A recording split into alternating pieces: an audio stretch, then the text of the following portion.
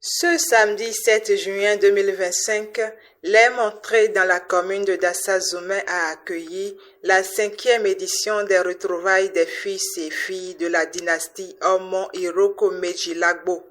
Dès l'ouverture, le représentant du comité d'organisation a invité les participants à renouer avec les valeurs de leurs ancêtres et à renforcer les liens familiaux. C'est avec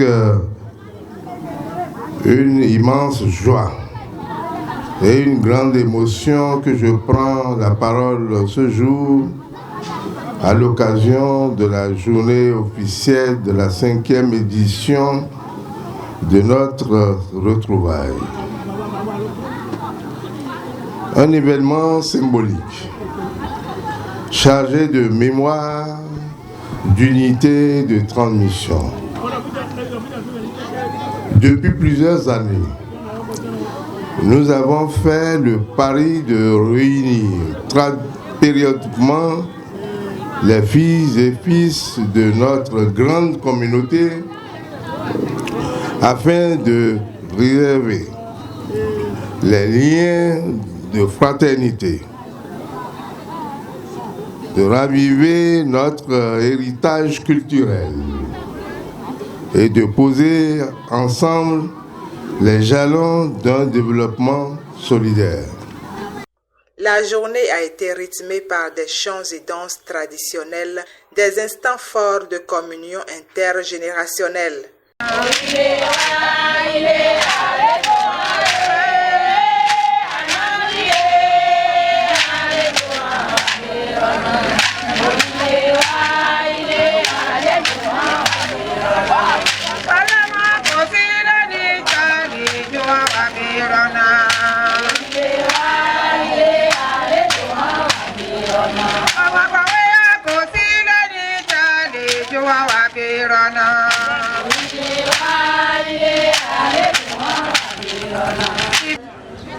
ọmọ aka ìgbéga náà ẹ̀kọ́ ti pé náà kó tó bá yọ ohun ẹ̀kọ́ tó ń wọnú oníwà àtẹ́gá tẹ̀lé ìgbéga tó wé bá yí tá àtẹ́wé tíjúta àtẹ́lí ìhùrà tí ilé tián àtẹ́lí tẹ̀lé ìtẹ̀lé ìlẹ́mọ tí ẹgbẹ́ mi àti àtẹ́lí bírọ́ abúgbùgbé ẹ̀kọ́ pé bẹ́ẹ̀ ọmọ yìí náà yé tí ẹ̀kẹ́ tàmọ̀ ní ẹ̀kọ́ bí àti náà kó mara wa.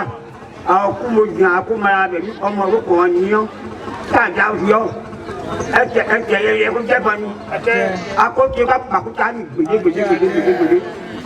Autour des mets typiquement Udacha et du Chakparo, la boisson locale à base de mil, l'ambiance était festive, ancrée dans l'identité culturelle du groupe.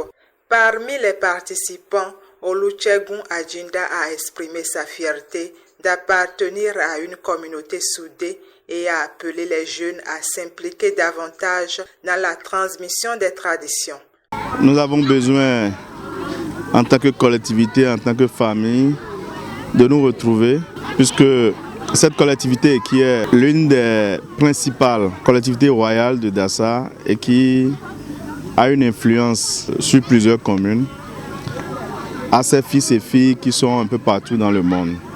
Et donc nous avons besoin d'un moment de retrouvailles, d'échanges, aussi bien les sujets qui concernent la famille que la communication de nos valeurs culturelles à nos descendants, à nos enfants et à certains de nos frères qui ne sont pas moulés dans la tradition. Ce qui m'intéresse surtout dans ce retrouvailles, c'est l'aspect culturel. Un autre intervenant a mis en lumière l'importance des échanges entre générations pour préserver la mémoire collective. C'est une fête culturelle. Une fête culturelle, c'est une fête qui rassemble tous les fils et filles Omo Iroko. Pour nous, c'est se retrouver et se connaître. Sinon, on est dispersé un peu partout sur l'étendue du territoire national, voire l'extérieur du pays.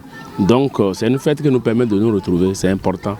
Ça nous permet quand même de se situer sur ce qui existait et ce qui existe encore aujourd'hui sur comment sortir un enfant qui est né dans la communauté Homo Iroko. Donc voilà un peu ce que moi je peux dire par rapport à cela. On invite tous nos frères et sœurs de la diaspora, qui soient à Dassa, hors de Sola du Bénin, qu'ils viennent, puisque cela nous permet de nous reconnaître de quelle communauté nous sommes et connaître aussi nos interdits. Puisque aujourd'hui, certains de nos enfants ne savent pas que l'inceste, c'est la pratique du sexe entre les fils de la même communauté. Un troisième a simplement partagé ses impressions positives et formulé le vœu de voir ces retrouvailles gagner encore en force et en éclat. Un sentiment de fierté parce que, comme on a l'habitude de le dire, un peuple sans culture est un peuple qui est voué à la perdition. Du coup, nous on est contents et fiers de nous rassembler aujourd'hui pour fêter notre culture. Il vaut mieux le vivre que de se laisser conter l'histoire. Donc j'appelle vivement mes frères et sœurs Homo Iroko et même les alliés à venir rester avec nous pour qu'on puisse célébrer la culture. Désormais, c'est vers Okeokunu que tous les regards se tournent en attendant la 6e édition porteuse de nouvelles promesses de rassemblement et de célébration identitaire.